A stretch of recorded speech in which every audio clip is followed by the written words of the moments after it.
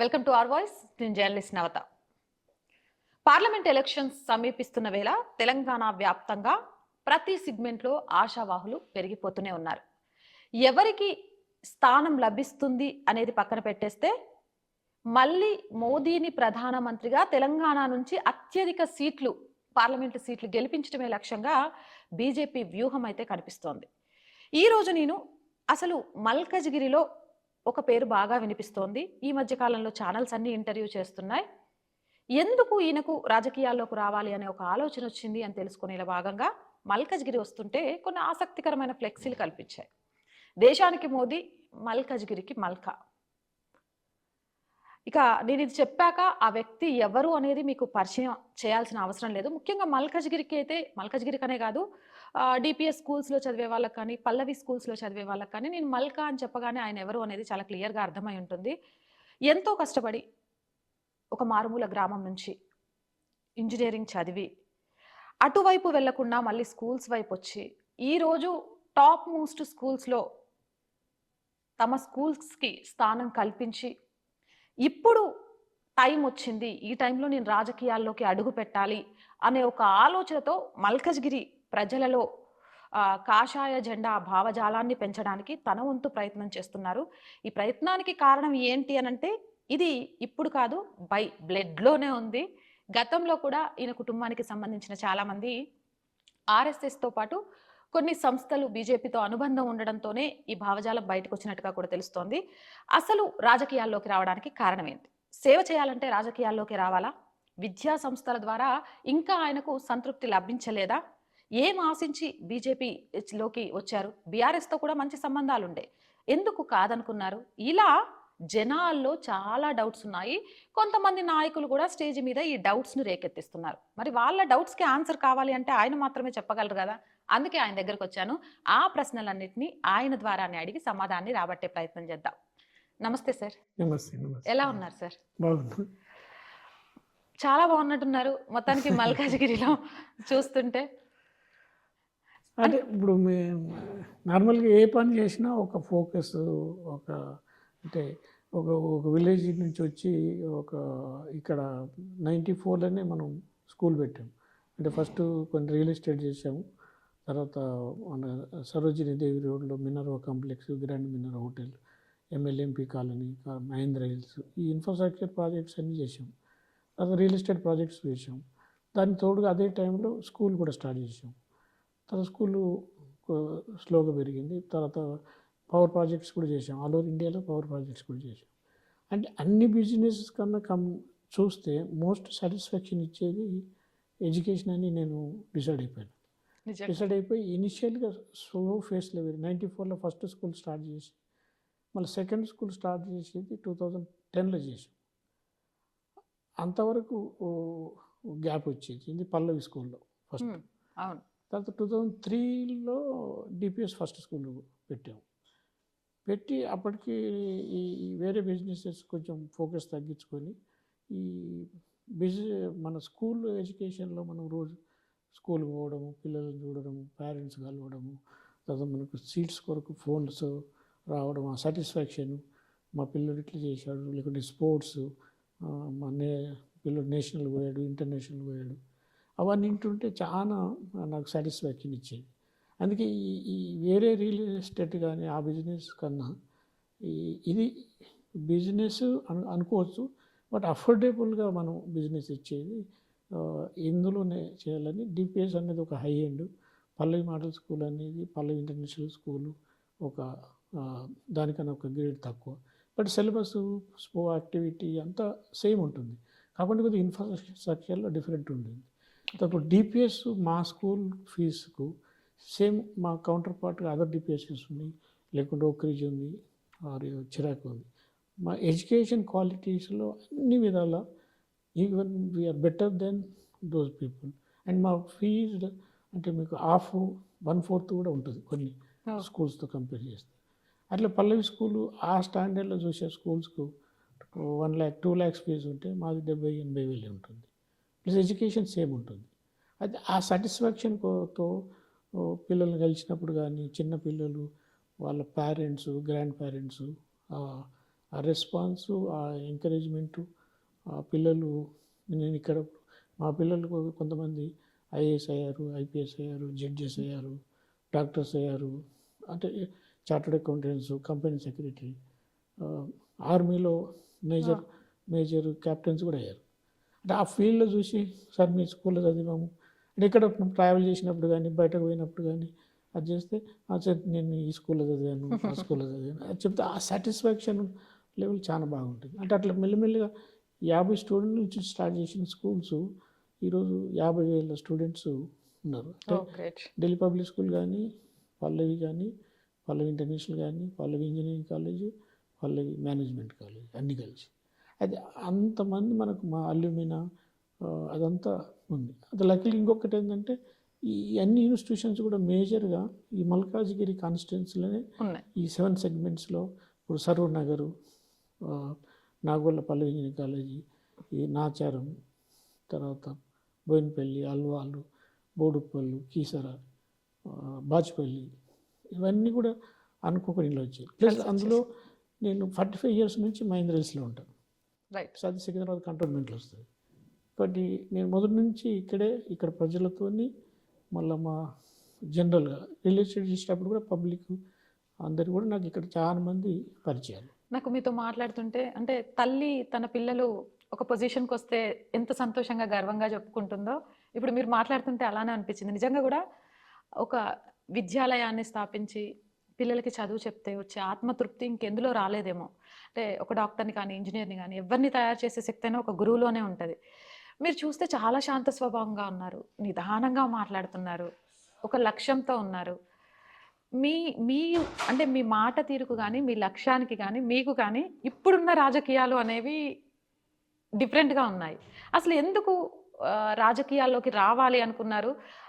ఎప్పుడైనా మీరు రేవంత్ గారిది కానీ లేకపోతే కేటీఆర్ది కానీ ప్రెస్ మీట్ చూసారా?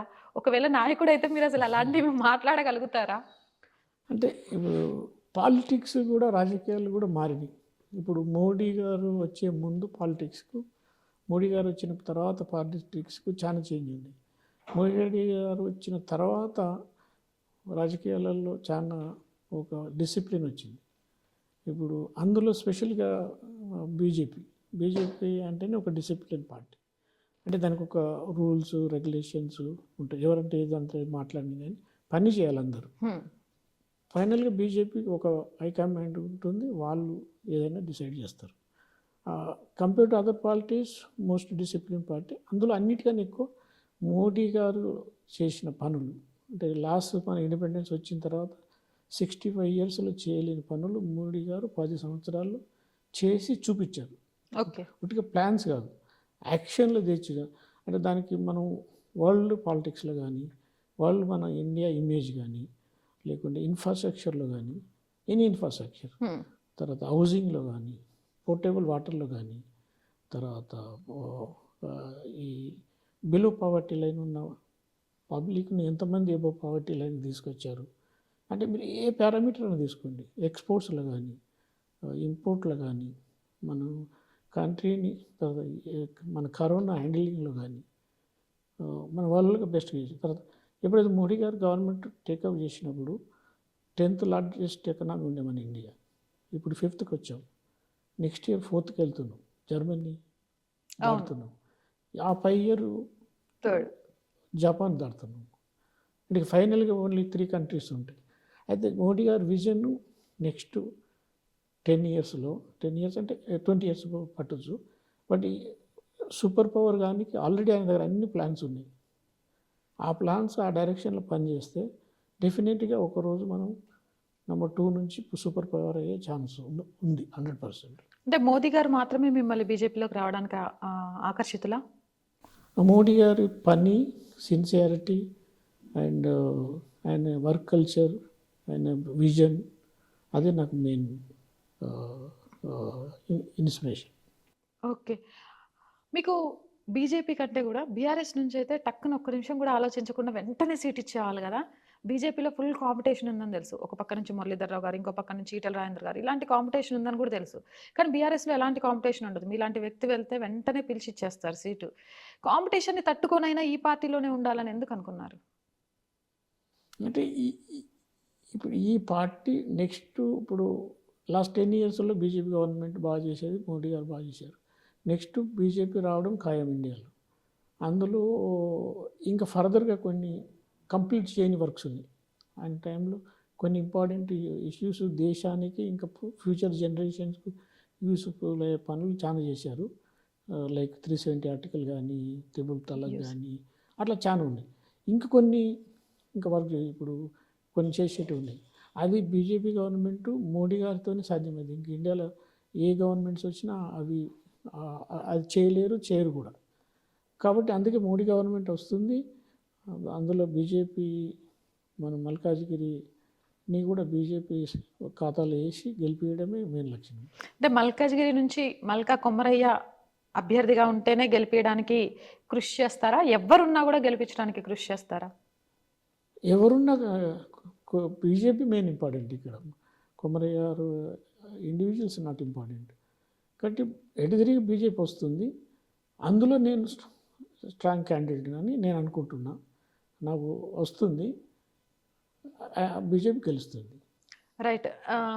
విద్యా సంస్థలు ఉన్నాయి, చాలా వ్యాపార రంగాలలో ఉన్నారు కాబట్టి కొమరయ్య తన వ్యాపార రంగాన్ని విస్తరించుకోవాలి దేశవ్యాప్తంగా అనుకునే ఒక ఆలోచనతోనే బీజేపీ మీద ఫోకస్ చేశారు అంటూ కొంతమంది, అది బురద జల్లే ప్రయత్నం అనుకోండి, వాళ్ళ అభిప్రాయం చెప్పే ప్రయత్నం కావచ్చు, చేస్తున్నారు. వాళ్ళకి ఏమని సమాధానం చెప్తారు? వాళ్ళని సమాధానం అంటే, ఇంతవరకు నేను ఏ పార్టీ కనెక్షన్ లేకుండా బీజేపీకి మాత్రం సింపథైజర్గా పనిచేశాను. సంఘ్ కూడా సింపథైజర్గా పనిచేసాము. ఎందుకంటే మా ఫాదర్ ఇలా బీజేపీలో ఉండే, ఆయన సంఘ్ యాక్టివిటీ ఉండే. కాబట్టి మన ఏ పార్టీలో లేకుండా ఒక 50 స్టూడెంట్స్ నుంచి 40,000 స్టూడెంట్స్ డిఫరెంట్ స్కూలింగ్ కానీ, ఎడ్యుకేషన్ కానీ, మన ఇంజనీరింగ్ కానీ, ఎంబీఏ కాలేజీలో అని పెట్టాం. ఈవెన్ బాంబే, ఢిల్లీలో కూడా మనం స్టార్ట్ చేయబోతున్నాం. కాబట్టి దానికి ఇంతవరకు మన అవసరం లేదు. ఒకసారి already we have established and we have competed with so many people. కాబట్టి ఇప్పుడు బీజేపీ సపోర్టు అవసరం లేదు. ఎందుకంటే ఇది ఆల్రెడీ సెట్ అయిన దానిలో మంచి క్వాలిటీ. అంటే ఎడ్యుకేషన్ ఎటువంటిదంటే, ప్రతి పేరెంట్, మదరు స్పెషల్గా ఫాదరు, వాళ్ళ పిల్లోడు మంచి ఎడ్యుకేషన్ ఉండాలి, మంచి ఇన్స్టిట్యూట్ కావాలి, మంచి పౌరుడు కావాలన్నది వాళ్ళ ఉద్దేశం. కాబట్టి ఇన్ని రోజులు ఆ సర్వీస్ చేశాం కాబట్టి ఇంతమంది పెరిగిరు అనేది నాకు నమ్మకం. అంటే నేను ఎప్పుడు కూడా మా టీచర్లకు కానీ, మా పేరెంట్స్కి అందరికి ఇది జాయింట్ కొలాబరేషన్. అంటే కొన్ని స్కూల్ అసలు పేరెంట్ను క్యాంపస్ లోపలికి రానియరు, కానీ మా స్కూల్ అట్లా ఉండదు. వాళ్ళు వస్తారు, క్లాసులకు పోవచ్చు. మా teachers 24 hours available for them. అంటే వాళ్ళకి రాత్రి చదువుకునేటప్పుడు కానీ ఏ డౌట్ వచ్చినా పేరెంట్కి, చిన్నపిల్లలు అయితే పేరెంట్ మాట్లాడతారు, ఏది ఉన్నా ఫోన్ చేస్తారు, మా టీచర్ అటెండ్ చేస్తారు. అంటే మేము ఒక ఫ్యామిలీ లాగా పనిచేస్తాం. అంటే మీకు ఇన్ఫర్మేషన్ కొరకు ఏంటంటే, చాలామంది మదర్స్, ఫాదర్స్ వచ్చి మా పిల్లడు మా మాట ఇంటలేడు, మీరే చెప్పాలి, మీరే గైడెన్స్ చేయాలంటే అట్లా కూడా స్పెషల్ కౌన్సిల్ తీసుకొచ్చి వాళ్ళ రూట్ మార్చి వాళ్ళు మంచి మెరిట్ మార్క్స్ వచ్చి బయట పంపిన కేసులు చాలా ఉన్నాయి. రైట్. అసలు చాలామంది రాజకీయాల్లోకి వస్తే సేవ ఎక్కువ చేయగలం అనుకుంటూ ఉంటారు కదా, కారణం ఏంటి? అంటే ఇప్పుడు ఇద్దరు ఎడ్యుకేషన్ కానీ ఎన్ని బిజినెస్ చేస్తే మన ఓన్ వేలో మనం చేసుకుంటూ వెళ్ళిపోతాం. ఇప్పుడు మన పాలిటిక్స్కి వచ్చినప్పుడు మనకు ప్లాట్ఫామ్ ఓపెన్ ఉంటుంది. ఇప్పుడు స్పెషల్గా నా ఇంట్రెస్ట్ ఏంటంటే, నేను ఒక ఇంజనీరు, నాకు ఇన్ఫ్రాస్ట్రక్చర్ గురించి ఐడియా ఉంది, పవర్ ప్రాజెక్ట్స్ గురించి ఐడియా ఉంది, తర్వాత ఎడ్యుకేషన్ ఐడియా ఉంది. ఇప్పుడు ఈ మల్కాజ్గిరి ప్రజలకు కానీ, లార్జర్ ఇంట్రెస్ట్లో దేశాన్ని కానీ, ఇప్పుడు NEP 2020 పాలసీ అనేది లాస్ట్ 50-40 years నుంచి పెండింగ్ ఉండే. ఆ పాలసీని మన మోడీ గారు తీసుకొచ్చారు. అది నెక్స్ట్ ఇయర్ నుంచి అమలవుతుంది. ఒకసారి 2020 ఎడ్యుకేషన్ పాలసీ ఇండియాలో అనౌన్స్ అయితే, ప్రాక్టీస్ చేయడం స్టార్ట్ అయిపోతే, వరల్డ్లో ఉన్న మంచి ఇన్స్టిట్యూషన్స్ అన్నీ ఇండియాకి వస్తాయి. ఇప్పుడు మన స్టూడెంట్స్, ఇప్పుడు అబ్రాడ్లో మంచి యూనివర్సిటీలో మన స్టూడెంట్సే అక్కడ పోతారు, మన ప్రొఫెసర్సే అక్కడ ఉన్నోళ్ళు, మన అసిస్టెంట్ ప్రొఫెసర్ వాళ్ళు అన్నీ మన వాళ్ళే. కానీ మనం డబ్బులు అక్కడ పే చేస్తున్నాం, వాళ్ళ ఫారెన్ కరెన్సీ పోతుంది. ఇప్పుడు ఇంకా 5-10 ఇయర్స్ డౌన్ ది లైన్లో ఇండియాలో మన కొలాబరేషన్తో కానీ వాళ్ళు డైరెక్ట్ ఇక్కడికి వచ్చి యూనివర్సిటీస్ పెట్టి మన మంచి యూనివర్సిటీతో కొలాబరేషన్ అయ్యి మన స్టూడెంట్స్ అబ్రాడ్ పోయేది తగ్గిపోతుంది. దాంతో చాలా ఫారెన్ ఎక్స్చేంజ్ మనకు సేవ్ అవుతుంది. మన స్టూడెంట్స్ మన దగ్గర చదువుకుంటారు, మన దగ్గరికి ఇక్కడే పనిచేసి ఇప్పుడు ఆన్లైన్లో పనిచేస్తారు, లేకుంటే ఆఫ్లైన్లో పనిచేస్తారు. ఇండియా లెవెల్లో స్కోప్ పెరుగుతుంది. లేకుంటే ఇక్కడ చదువుకొని అక్కడ పోయి జాబ్ చేస్తారు, మంచి ఆపర్చునిటీ ఉంటే. వాళ్ళు ఎప్పుడైనా ఇండియన్గానే ఉంటారు, అక్కడ పనిచేసి నేను అక్కడ ఒక ఇల్లు ఉంటుంది, ఇక్కడ ఒక ఇల్లు కూడా కొనుక్కుంటారు. అంటే అట్లా మీరు చూస్తే ఏ వరల్డ్లో నెంబర్ 1 కంపెనీ కానీ చూస్తే మన ఇండియన్సే సీఈఓస్ మన వాళ్ళే. వాళ్ళంతా మన దగ్గర ఐఐటీలో ఐఐఎంలో చదువుకొని పోయి అక్కడ కష్టపడి అంటే ఇండియన్స్ బాగా కష్టపడతారు, ఫోకస్గా ఉంటారు. కాబట్టి వాళ్ళకు మనం బేసిక్ అన్ని ప్లాట్ఫామ్స్ మనం ఇంతవరకు ఇవ్వలేదు. ఇప్పుడు మోడీ గారు గవర్నమెంట్లో వచ్చిన తర్వాత అన్నిటికీ మనం ఆపర్చునిటీస్ ఇస్తున్నాం. తర్వాత ఇప్పుడు మనకి బాత్ ఉంది, ఇన్నోవేషన్స్ ఉన్నాయి. ఇప్పుడు నెక్స్ట్ మన దానిలో కూడా మేము పాటుగా మా పిల్లలందరినీ కూడా ఇన్వాల్వ్ చేసి ఇప్పుడు మాకు అటల్ టింకరింగ్ ల్యాబ్ ఉంది. లాస్ట్ 10 years నుంచి మా దగ్గర ఉంది. We are the first people to get that. కాబట్టి మా పిల్లలకి ఏంటంటే ఆల్రౌండ్ డెవలప్మెంట్ అది ఇస్తాం. కాబట్టి అట్లనే పబ్లిక్ లైఫ్కి వస్తే మనం ఇంకెక్కువ సేవ చేయొచ్చు. ఇప్పుడు మల్కాజ్గిరి టోటల్ కాన్స్టిట్యున్సీ నాకు ఐడియా ఉంది. 7 అసెంబ్లీ కాన్స్టిట్యున్సీలో ప్రతి ఒక్కటి ఒక ఐడియా ఉంది. ఇప్పటికి కూడా ఇంకా చాలా కొన్ని ప్లేసెస్లో వాటర్ ఫెసిలిటీ లేదు, స్లమ్స్ ఉన్నాయి. తర్వాత వాళ్ళకి హౌసింగ్ ఇవ్వాలి. హౌసింగ్ని కొంచెం ప్రాపర్గా ఎన్వైర్న్మెంట్గా గ్రీన్ బెల్ట్ ఇచ్చుకుంటూ ఎక్కువ మన ఎన్వైర్న్మెంట్ ఫ్రెండ్లీగా డెవలప్ చేయాలని మెయిన్ ఉద్దేశం. హౌసింగ్ కట్టడము, water, infrastructure, train connectivity, under bridges, over bridges. అంటే ఇప్పుడు మల్కాజ్గిరి అనేది ఇండియాలో లార్జెస్ట్ ఓటర్లు ఉన్న కాన్స్టిట్యున్సీ. అంటే ఈ మల్కాజ్గిరిని ఒకవేళ మనకు ఆపర్చునిటీ ఉంటే దీని ఒక మాస్టర్ ప్లాన్తో ఒక మోడల్ కాన్స్టిట్యున్సీగా డెవలప్ చేయాలనేది నా మెయిన్ ఉద్దేశం. రైట్. బీజేపీలో ప్రతి పార్లమెంట్ సెగ్మెంట్లో కూడా ఆశావాహులు పెరిగి అంతర్గత పోరు అనేది మొదలైంది. ఒకరి మీద ఒకరు ప్రచ్ఛన్న యుద్ధాలు కనబడకుండా చేస్తున్నారు అంటూ కూడా కొన్ని ఛానల్స్ అయితే ప్రజల్లోకి తీసుకెళ్లే ప్రయత్నం చేస్తున్నారు. నిజంగా ఇక్కడ ఎవరైతే ఆశావాహులుగా ఉన్నారో వాళ్ళు ఒకరికొకరు మాట్లాడుకోవడం కానీ, లేకపోతే మీరు తప్పుకోండి అని చెప్పుకోవడం కానీ, లేకపోతే ఒకళ్ళకు సంబంధించిన కార్యకర్తలు ఇంకొకళ్ళు ఇబ్బంది పెట్టేవి కానీ, ఇలాంటివి ఏమైనా ఉన్నాయా ఇక్కడ? అంటే ఫార్చునేట్లీ ఇక్కడ కాంటెస్టెంట్ చేసి అంత పెద్ద లీడర్లు అందరూ కూడా నాకు ఫ్రెండ్సే. కాబట్టి మేము మాట్లాడుకునేది నేనైతే నా తరఫున ఏంటంటే మన అందరం అప్లికేషన్ పెట్టుకున్నాం, వీఆర్ రైటింగ్ ది ఎగ్జామ్స్. కానీ ఎవరికి వస్తే ఎవరికి అధిష్టానం డిసైడ్ చేస్తే మనం ఒకరికొకరు పార్టీని గెలిచేటట్టు మనం చేద్దాం. తర్వాత మనందరం ఫ్రెండ్సే, always we should be friends అనే కాన్సెప్ట్ నేను వెళ్తున్నాను. ఓకే.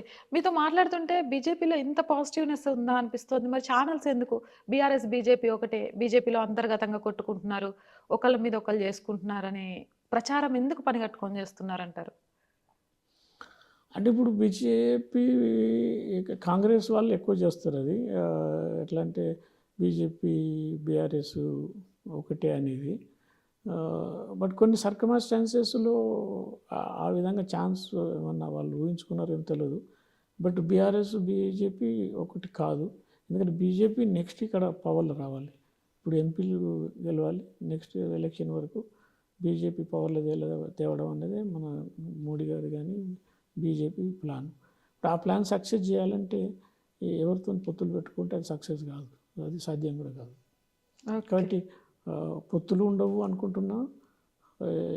ఈ రూమర్స్ అంతా కూడా ఫేక్ అంటారు, ఫేక్, కరెక్ట్ కాదు. రైట్. పార్లమెంట్, మల్కాజ్గిరి పార్లమెంట్ గురించి మాట్లాడుకుంటే భారతదేశంలోనే అతిపెద్ద పార్లమెంట్ ఇక్కడ. అయితే ఇక్కడ ఒక సాంప్రదాయం ఏంటంటే అసెంబ్లీలో గెలిచిన పార్టీ పార్లమెంట్లో గెలవదు, పార్లమెంట్లో గెలిచిన పార్టీ అసెంబ్లీలో గెలవదు. అది ఆనవాయితీగా వస్తుంది. అలా ఈసారి ఇక్కడ బీఆర్ఎస్కి ఛాన్స్ ఉండకపోవచ్చు.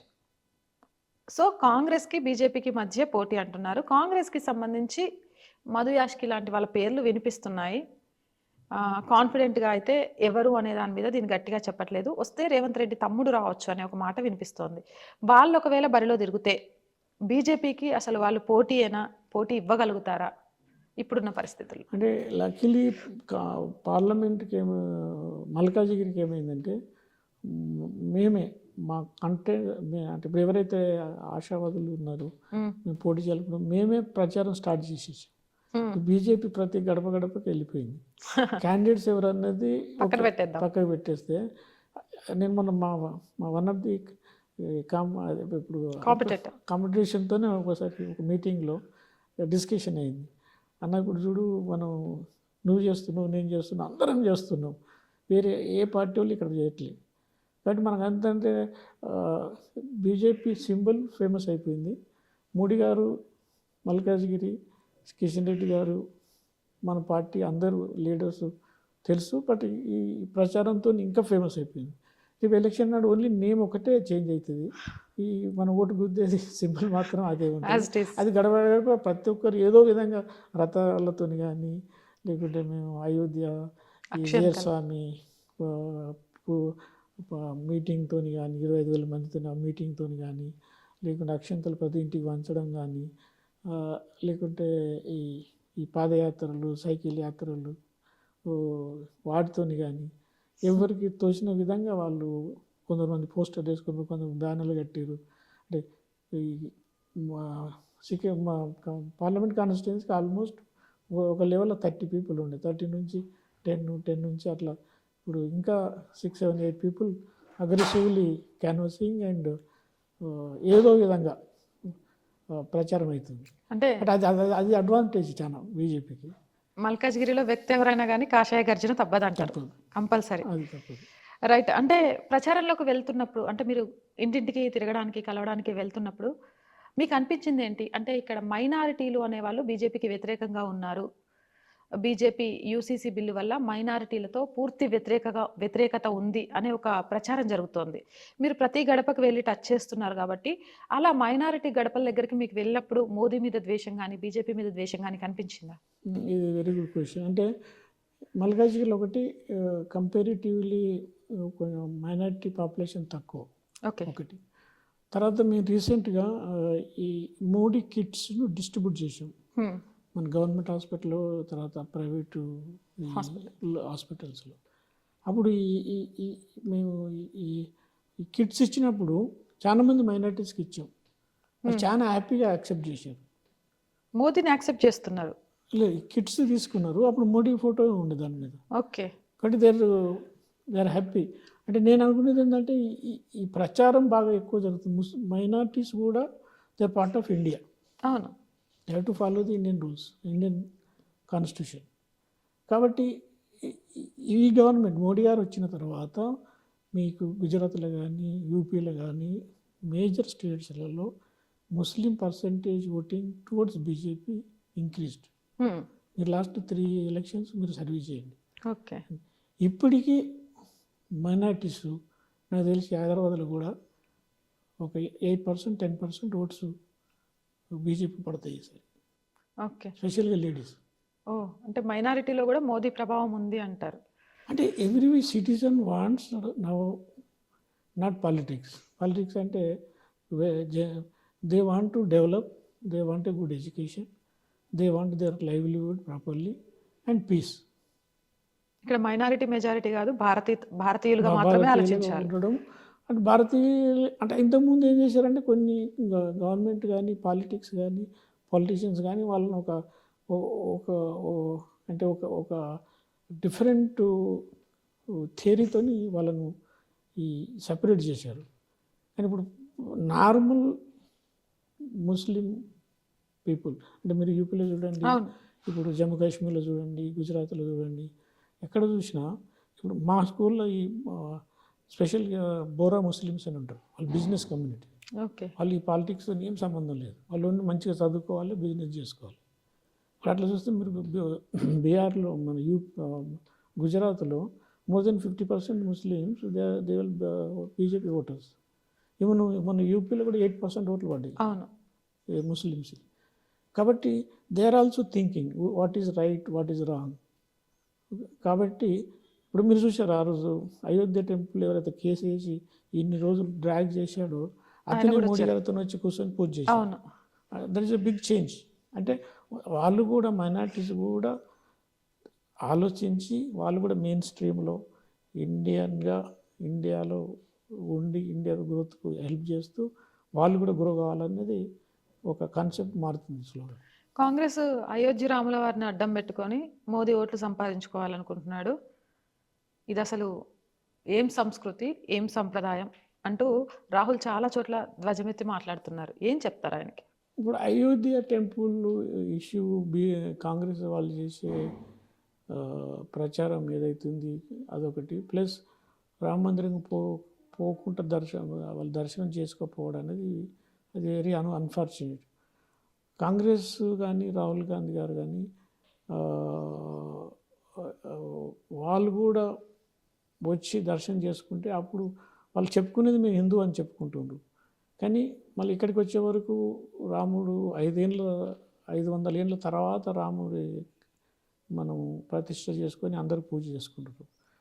ఇది అంటే ఒక మచ్యూర్డ్ పొలిటీషియన్ కానీ మచ్యూర్డ్ పార్టీ అయితే వాళ్ళు కూడా కోఆపరేట్ చేసి ఇది ఒక ఇండియా అది రామ మందిరం అనేది ఒక as a whole India celebrate చేసుకుంది. వరల్డ్ అందరూ మీకు America, Canada,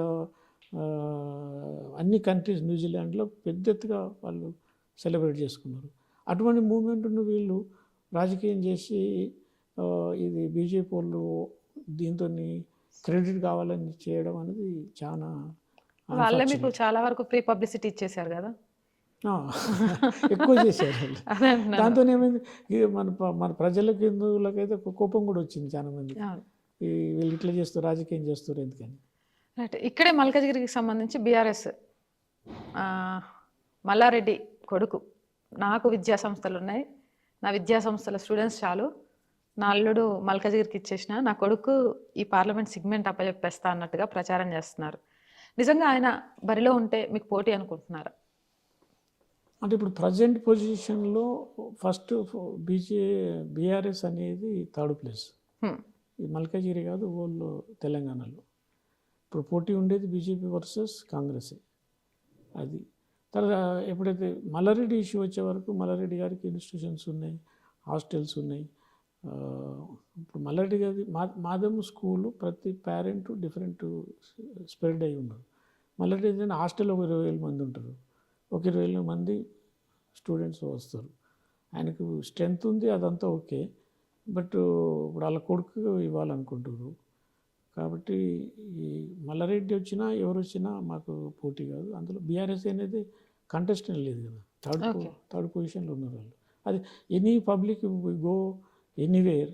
and what is this election trend this year అంటే Modi versus nobody, BJP versus no party. ఆ స్టేజ్లో ఉంది. అటు సెకండ్ పేజ్లో కాంగ్రెస్ ఉంటుంది, థర్డ్ ప్లేస్లో బీఆర్ఎస్ ఉంటుంది. మొదటి ప్లేస్ మాత్రం బీజేపీదే అంటారు. రైట్. నేను చాలా ఫ్లెక్సీలు చూశాను, మల్కా ఫర్ మల్కజ్గిరి అని ఉంది. అంటే మల్కజ్గిరి కోసం ఏం చేయాలనుకుంటున్నారు? మేము ఎప్పుడైతే మనం కండక్ట్ చేయాలని అనుకున్నప్పుడు చాలామంది మనం వెల్ విషర్స్ కానీ మనకు తెలిసిన వాళ్ళందరికీ చెప్పాము, అంటే ఎట్లా ఉంటుంది ఏందని. అంటే some people gave that idea, Modi for India, Malka for Malkajgiri, Malkajgiri for Malka అని అట్లా కొటేషన్స్ వచ్చాయి. దానికి వెళ్ళి సెలెక్ట్ చేయడం. ఓకే, మీరు చేంజ్. అండ్ మల్కజ్గిరికి సంబంధించి ఇంకోటి కూడా ఉంది స్పెషల్. ఇక్కడ గెలిస్తే ఒక మంత్రిత్వ శాఖ ఆ నాయకుడికి ఆటోమేటిక్గా వచ్చి చేరుతుంది. గతం మొత్తం చూసుకుంటే 2009లో గెలిచిన ఆయన సెంట్రల్ మినిస్టర్ అయ్యారు, తర్వాత మళ్ళీ ఇక్కడే మినిస్టరు, ఇప్పుడు ఏకంగా ముఖ్యమంత్రి అయ్యారు. ఒకవేళ రేపు మీకు సీట్ వచ్చి విజయం సాధిస్తే మీరు కూడా మినిస్ట్రీ ఆశిస్తున్నారా? ఆశిస్తే ఎలాంటి మినిస్ట్రీలో వర్క్ చేయాలని ఉంది మీకు? నేను ఒక పార్లమెంట్ మెంబర్ అయ్యి గవర్నమెంట్ ఆఫ్ ఇండియాతో లైజన్ చేసుకుంటూ స్టేట్ గవర్నమెంట్ కోఆర్డినేట్ చేస్తూ ఈ కాన్స్టిట్యున్సీకి సఫిషియెంట్గా ఫండ్స్ తీసుకొచ్చి ఇన్ఫ్రాస్ట్రక్చరు, ఎడ్యుకేషను, హెల్త్ కేరు, ఇవన్నీ హెల్త్ కేర్ కూడా మేము చేస్తాము ప్రసాద్ హాస్పిటల్తో.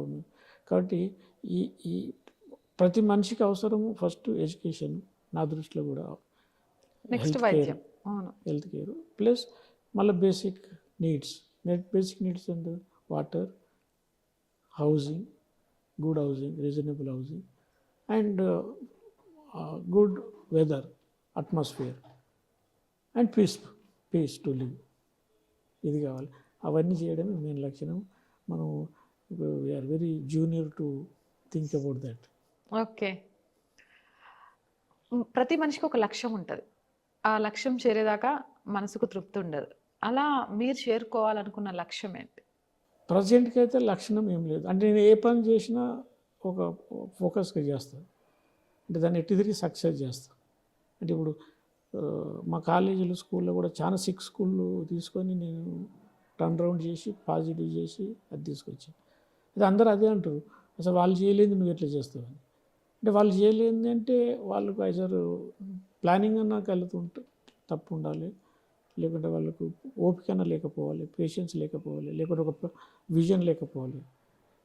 కాబట్టి మనం ఒక హార్డ్ వర్క్ చేసి టైం స్పెండ్ చేసి ఓపిక ఉండి మన ఆబ్జెక్ట్ క్లియర్గా ఉండి మనం ప్రతి ఒక్కటి సాధించవచ్చు. అది నా మెయిన్. అది ఏ ఫీల్డ్కి వచ్చినా ఈ ఫీల్డ్ ఫస్ట్ ఏంటి, పబ్లిక్ సేవ చేయాలి. ఎంతవరకు చేయగలుగుతాం, తర్వాత మనకున్న ఏదో టెక్నికల్ నాలెడ్జ్ కానీ, ఇంతవరకు ఉన్న బిజినెస్ ఎక్స్పీరియన్స్ కానీ, పాలిటిక్స్ కూడా నేను హాస్టల్లో ఉన్నప్పుడు కాలేజ్ చదివేటప్పుడు కూడా I was worked with RC Krishnaiah and Mandakrishna Madiga, వీళ్ళతో నేను చాలా స్టూడెంట్స్ ఇష్యూలో పనిచేశాను. కానీ నాకు ఒక సెన్సిటైజేషన్ ఉంది టువర్డ్స్ పాలిటిక్స్. కాబట్టి దానిలోనే మ్యాక్సిమం మనం ఎంత ఎఫర్ట్ చేసి ఎంత చేయగలుగుతాం అనేది మెయిన్ ఉద్దేశం. రైట్. పల్లవి గారి గురించి విన్నాము. ఆవిడ మీ లైఫ్లోకి వచ్చాక ఏం జరిగింది, ఎలా సపోర్ట్ చేశారు, అలాగే మీ పిల్లలది కూడా నేను కొంత సోషల్ మీడియాలో చూశాను. ఒక సుస్థిరమైన ఫ్యామిలీని, అసలు ఎక్కడో స్కూల్కి వెళ్ళాలంటే ఉదయం పొలం పనులు, సాయంత్రం పొలం పనులు చేసుకుంటే తప్ప గడవని ఒక పరిస్థితి నుంచి ఒక పెద్ద, మీకంటూ ఒక పెద్ద సంస్థను ఏర్పాటు చేసుకున్నట్టు కష్టపడి ఏర్పాటు చేసుకున్నారు. హ్యాపీగా ప్రశాంతంగా ఈ వయసులో బ్రతకొచ్చు కదా, ఎందుకు ఈ బురద రాజకీయాలు, ఇప్పుడున్న సిచ్యువేషన్స్లో వెళ్ళడం ఎందుకు, మనం సెటిల్డ్, పిల్లలు సెటిల్డ్ అని ఎప్పుడైనా అభ్యంతరం పెట్టారా? పల్లవి గారు కానీ మీ ఫ్యామిలీ గారు కానీ మీ రాజకీయ ప్రవేశం గురించి ఏమన్నారు? వాళ్ళు పిల్లలు కానీ పిల్లలు కంటిన్యూ చేసుకోవడానికి అగ్రి అయ్యారు. వాళ్ళు కూడా ఎంకరేజ్ చేశారు, వైఫ్ కూడా ఎంకరేజ్ చేశారు. అంటే రావడానికి మెయిన్ అంటే ఇప్పుడు మీరు అన్నది కరెక్టే. ఇప్పుడు హాయిగా నేను ఉండి ఏ పని చేయకుండా ఉన్నది మేనేజ్ చేసుకుంటే peaceful and very luxury life lead చేయొచ్చు. అంటే లైఫ్లో ఏంటంటే మనం ఏదో ఒకటి చేయాలి. సాటిస్ఫాక్షన్ అనేది బెటర్మెంట్ కొరకు అండి. సాటిస్ఫాక్షన్ అనేది డిఫరెంట్ సాటిస్ఫాక్షన్ లెవెల్స్ డిఫరెంట్ ఫీల్డ్లో ఉంటుంది. కానీ మనకు నేను ఒక మామూలుగా ఎవ్రీడే నేను వ్యవసాయం పని చేసి స్కూల్కి పోయి మళ్ళీ వ్యవసాయం పని చేసి మళ్ళీ అగ్రికల్చర్ సీజన్ వచ్చినప్పుడల్లా స్కూల్కి పోకుండా ఉండి వ్యవసాయం చూసుకొని, తర్వాత నేను థర్డ్ ఇయర్లో ఉన్నప్పుడు మా ఫాదర్ చనిపోయారు. అయినా నేను ఆ విధంగా అంచెలంచెలుగా ఎదుగుతూ ప్లస్ నాకు ఆపర్చునిటీస్ కూడా అట్లా వచ్చాయి. ఆపర్చునిటీ కూడా నేను కరెక్ట్గా సద్వినియోగం చేసుకున్నాను ప్రతి లెవెల్లో. యూనివర్సిటీ ఇలా రావడం కూడా నాకు ఒక గ్రేట్ ఆపర్చునిటీ. అట్లా మా ఫాదర్ ఇలా కూడా ఇక్కడ నేను ఫైనల్ ఇయర్ కూడా ఉన్నప్పుడే మ్యారేజ్ సెటిల్ చేశారు. అది కూడా ఒక stepping stone to I step back in Hyderabad and do. దానికి నాకు చాలా అది యూస్ఫుల్ అయింది. ఇక్కడ ప్రతి ఆపర్చునిటీ తీసుకొని నేను ముందుకెళ్ళాను. అదేవిధంగా ఇప్పుడు ఈ పాలిటిక్స్, ఈ బీజేపీ, మోడీ గారి విజన్తో మనం కూడా అందులో కలిసి మన వంతుగా ఎంతవరకు వీలైతే అంతవరకు పబ్లిక్ సర్వీస్ చేయడం అనేది మెయిన్ ఉద్దేశం. ర్యాపిడ్ ఫైర్గా ఒక 5 క్వశ్చన్స్. మల్కా కొమరయ్య గారి బలహీనత ఏంటి? నా బలహీనత అంటే కంటిన్యూ పని చేయడమే. బలం ఏది చేసినా సక్సెస్ అయింది. బాధపెట్టిన సంఘటన? బాధపెట్టిన సంగతి నా చిన్నప్పుడు ఫాదర్ చనిపోవడం, తర్వాత కష్టపడి పైకి వచ్చి తర్వాత ఇక్కడ నాకు బిజినెస్లో కూడా గాడ్ ఫాదర్ లేకపోవడం, దాంతో నేను చాలా ఎక్స్ట్రా చేయాల్సి వచ్చింది, ఎక్స్ట్రా వర్క్ టు సక్సెస్. మీరు ప్రశాంతంగా ఉండాలనుకుంటే గడిపే ప్లేస్. పిల్లలు, స్కూల్లో పిల్లలు, చిన్న పిల్లలు. ఓకే. మీ గురించి ఎవరికి తెలియని ఒకటి ఏదైనా ఇప్పటివరకు ఎక్కడా చెప్పంది, ఎవరికి తెలియంది. అలా అంత పబ్లిక్ ఓపెన్ బుక్. ఒకవేళ మీరు ఎప్పుడైనా లైఫ్లో ఎవరికైనా సరే కృతజ్ఞత, ఐ మీన్ థ్యాంక్స్ చెప్పాల్సి వస్తే ఇప్పటివరకు మీ లైఫ్లో ఎవరికి చెప్తారు? నేను మా మదర్, మా brother, my father in law. Right.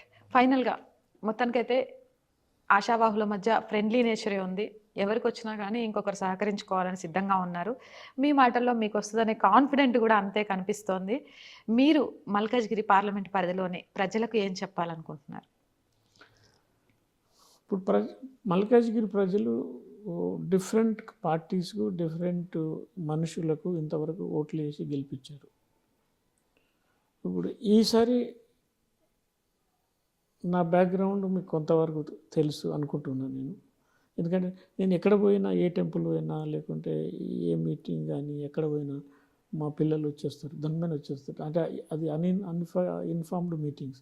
And sir నేను ఆ స్కూల్ సార్, మీ స్కూలే సార్, లేకుంటే మా డాక్టర్ మీ స్కూల్ సార్, మా గ్రాండ్ మదర్, మా గ్రాండ్ పేరెంట్ మీ దగ్గర చదివింది సార్, ఇక్కడ ఉన్నాడు సార్. ఆ మనుషులు వచ్చి అది చెప్పుకుంటుంటే అంత తృప్తి. కాబట్టి నేనేమంటున్నానంటే నేను పాలిటిక్స్కి వచ్చి సంపాదించడం కానీ, లేకుంటే నా బిజినెస్ని పెంచడం కానీ అవసరం లేదు. అది ఆ స్టేజ్ అయిపోయింది. కాబట్టి నేను సిన్సియర్గా సర్వీస్ చేస్తా. My request with 400 to all the Malkajgiri voters is give me a chance, then I will see that your expectations reach అవుతాను. రైట్. Thank you sir. చాలా టైం ఇచ్చి చాలా ఓపిక్గా స్కూల్కి పిలిచి మరి ఇంటర్వ్యూ ఇచ్చారు అడగగానే. మొత్తానికి thank you so much once again. Interview చూస్తున్న ప్రజలందరికీ మీ ప్రశ్నలకు సమాధానం దొరికింది అనుకుంటున్నాను. లక్ష్యం లేకపోతే మనిషి జీవితానికి అర్థం ఉండదు. ఆశ లేకపోతే అడుగు ముందుకు పడదు. ఒక సామరస్యమైన కాంపిటీషన్ మధ్యలో మల్కాజ్గిరి నుంచి అభ్యర్థిగా నన్ను నేను ప్రమోట్ చేసుకుంటున్నా. తప్పేంటి? అవకాశం వస్తే నన్ను నేను ప్రూవ్ చేసుకుంటాను. మాకు లేని బాధ మీకెందుకు? మా గురించి సోషల్ మీడియాలో పెట్టడం మానేసి మల్కాజ్గిరి పార్లమెంటు పరిధిలో గత ప్రభుత్వ హయాంలో జరగని అభివృద్ధి ఏంటి అనేది చూపిస్తే ప్రజలకు ఉపయోగపడుతోంది. ఏదేమైనా కానీ ఫిర్ ఎక్ బార్ మోదీ సర్కార్, అది మాత్రమే బీజేపీ నినాదం తప్ప ఇక్కడ వ్యక్తుల కోసం ఎవరూ కూడా ప్రయత్నించలేదు. వ్యవస్థలో వస్తున్న మార్పుల కోసం ప్రయత్నం చేసే వాళ్ళు మాత్రమే బీజేపీలో ఉండగలుగుతారు, ముందుకు వెళ్ళగలుగుతారు. ఫలితం ఏదైనా కానీ మోదీ వెనుక భారతదేశ అభివృద్ధిలో ముందుకు వేయడంలో ఒక సారథిగా నడవడానికి నేను సిద్ధంగా ఉన్నాను అని చాలా క్లియర్గా సోషల్ మీడియాలో వస్తున్న ఎన్నో ప్రశ్నలకు సంబంధించి చాలా ఓపిక్గా సమాధానం చెప్పారు. చూడాలి, ఒక మంచి విద్యా సంస్థలను నడుపుతూ ఒక అగ్రస్థానాన నిల్చున్న కొమరయ్య గారు ఒక రాజకీయ నాయకుడిగా అవకాశం వచ్చి గెలిచిన తర్వాత 5 ఏళ్లలో ఈ పార్లమెంట్ సెగ్మెంట్కి సంబంధించి ఒక గొప్ప నాయకుడిగానే మిగులుతారా, లేదా రాజకీయాల్లోకి వచ్చిన తర్వాత మారిపోయిన అనేక మంది నాయకుల లిస్ట్లో చేరతారా అనేది ఏమైనా మళ్ళీ కలుద్దాం. అప్పుడు కూడా మీ డౌట్లన్నింటినీ నా డౌట్లుగా ఆయన అడిగే ప్రయత్నం చేద్దాం. ఐ హోప్ ఈ ఇంటర్వ్యూ మీ అందరికీ నచ్చిందని ఆశిస్తున్నాను. మరో మంచి ఇంటర్వ్యూతో మీ ముందుంటానని మాటిస్తున్నాను. నమస్తే.